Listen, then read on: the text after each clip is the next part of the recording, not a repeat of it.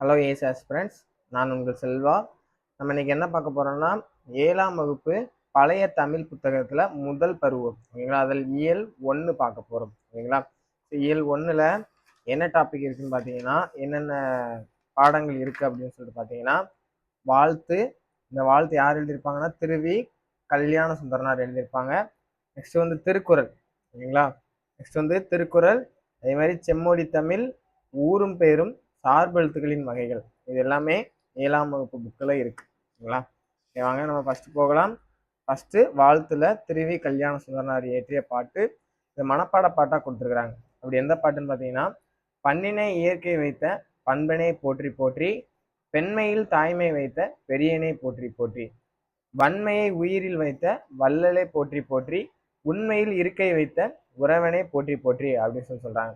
இந்த பாட்டோட பொருள் என்னன்னு பார்த்தீங்கன்னா, இசையை இயற்கையோடு இணைத்த பண்பாளனே, பெண்களுக்கு தாய்மையால் பெருமை சேர்த்த பெருமைக்குரியவனே, கொடைத்தன்மையை உயிரினங்களுக்கு தந்த வள்ளல் தன்மை உடையவனே, உள்ளத்தில் உண்மையை வைத்த உறவுடையவனே, உன்னை வாழ்த்துகிறேன் அப்படின்னு சொல்லிட்டு இறைவனை வாழ்த்திருக்கிறாரு.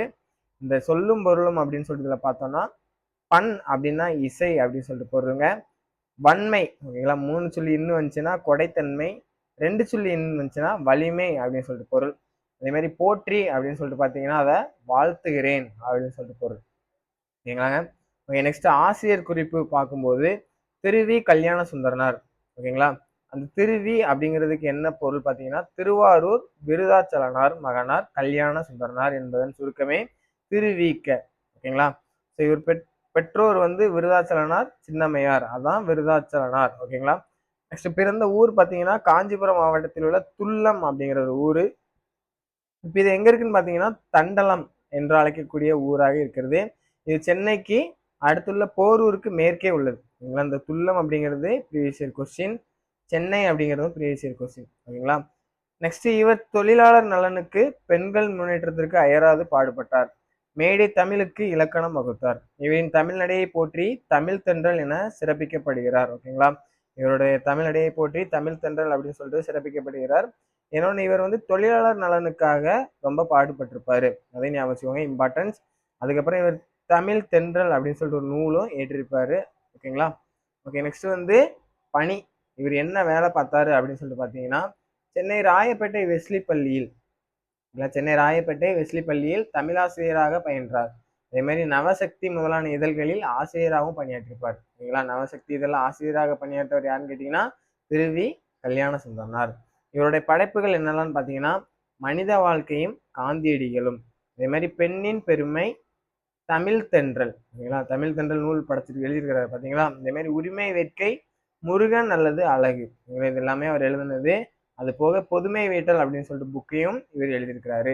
இவருடைய காலங்கள் பார்த்தீங்கன்னா 26/8/1883. அதே மாதிரி இவருடைய ஏற்பு பார்த்தீங்கன்னா 17/9/1953. கிட்டத்தட்ட 70 வருடங்கள் இவர் வாழ்ந்திருக்கிறாரு, ஓகேங்களா? நெக்ஸ்ட் நூல் குறிப்பு பார்த்தீங்கன்னா, வாழ்த்து பகுதியில் தான் இந்த பாட்டு இடம்பெற்றிருக்குங்க. இவர் இயற்றிய பொதுமை வேட்டல் என்னும் நூலில் போற்றி என்னும் தலைப்பில் இடம்பெற்றுள்ளது. அப்போ பொதுமை வேட்டலும் திருவி கல்யாண சுந்தரனார் எழுதுனது தான். இந்த லைன் ரொம்ப ரொம்ப முக்கியமான லைனுங்க. நாடு, மதம், இனம், மொழி, நிறம் அனைத்தையும் கடந்து உலகத்தை ஒரு குடும்பமாக கருதுவதே பொதுமை வேட்டல் அப்படின்னு சொல்லிட்டு யார் சொல்லியிருப்பா? திருவிக்க சொல்லியிருப்பாரு.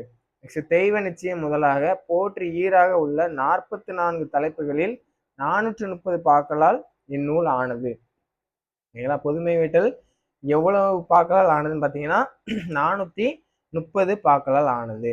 இந்நூலோட பயன் என்னன்னா, இந்நூலை கற்பாருக்கு நாடு, மதம், மொழி, இன வேற்றுமைகள் விலகும், ஓகேங்களா? இதெல்லாமே திருவிக்க எழுதின பொதுமை வேட்டலோட சிறப்பு, ஓகேங்களா? மற்ற லைன் வேணாம். நெக்ஸ்ட் கோடிட்ட இடத்தை நிரப்புக. அதில் பார்த்தீங்கன்னா, திருவி கல்யாண சுந்தரனார் பிறந்த ஊர் எதுன்னு கேட்டிருக்கிறாங்க.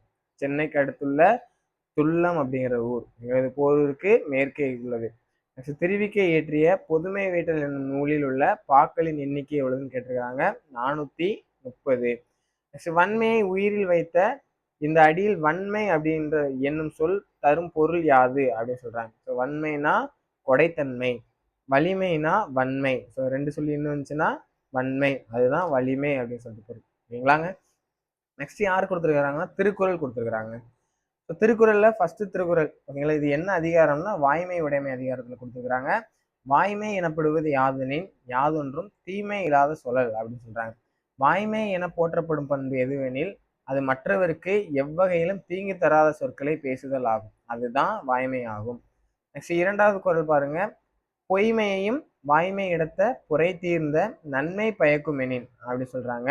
இதுக்கு என்ன பொருள்னு பார்த்தீங்கன்னா, பிறருக்கு குற்றமற்ற நன்மையை தருமாயின் பொய்யும் உண்மையாக கருதப்படும் அப்படின்னு சொல்றாரு. சரிங்களா, பிறருக்கு குற்றமற்ற நன்மையை தருமாயின் பொய் கூட ஒரு வகையில உண்மைதான் அப்படின்னு சொல்லிட்டு திருவள்ளுவர் சொல்றாரு. இதுல புரை அப்படின்னா குற்றம் அப்படின்னு சொல்லிட்டு பொருளுங்க.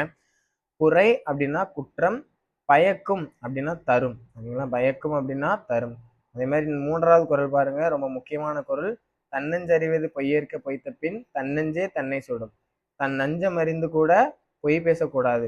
அப்படி கூறினால் தன் நெஞ்சமே தன்னை வருத்தும் அப்படின்னு சொல்றாரு. அதுல சுடும் அப்படின்னா வருத்தும் அப்படிங்கிறது பொருள். சரிங்களா, நெக்ஸ்ட் நாலாவது குறள் பாருங்க. உள்ளத்தால் பொய்யாதொழுகின் உலகத்தார் உள்ளத்துள் எல்லாம் உளன் அப்படின்னு சொல்றாங்க. ஒருவன் தன் உள்ளம் அறிய பொய்யில்லாமல் நடப்பானால் அத்தகையவன் உலகத்தார் உள்ளங்களில் எல்லாம் இருப்பவன் ஆவான். யாரு தம் உள்ளத்தில் கூட பொய்யில்லாமல் நடக்கிறான். ஓகேங்களா, தம் உள்ளத்தில் பொய்யில்லாமல் நடப்பவன் இந்த உலகத்தார் உள்ளங்களில் எல்லாம் இருப்பவன் அப்படின்னு சொல்லிட்டு திருவள்ளுவர் சொல்றாரு. ஐந்தாவது திருக்குறள் பாருங்க.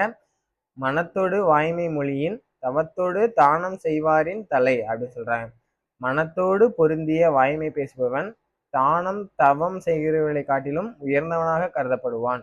கொஸ்டின் எப்படி கேட்பாங்கன்னா, தானம் தவம் செய்பவர்களை காட்டிலும் உயர்ந்தவனாக கருதப்படுபவன் யார் அப்படின்னு சொன்னாங்கன்னா இந்த வாய்மை பேசுபவன். வாய்மைனா உண்மை பேசுபவன். நெக்ஸ்ட் ஆறாவது குறள் பாருங்க.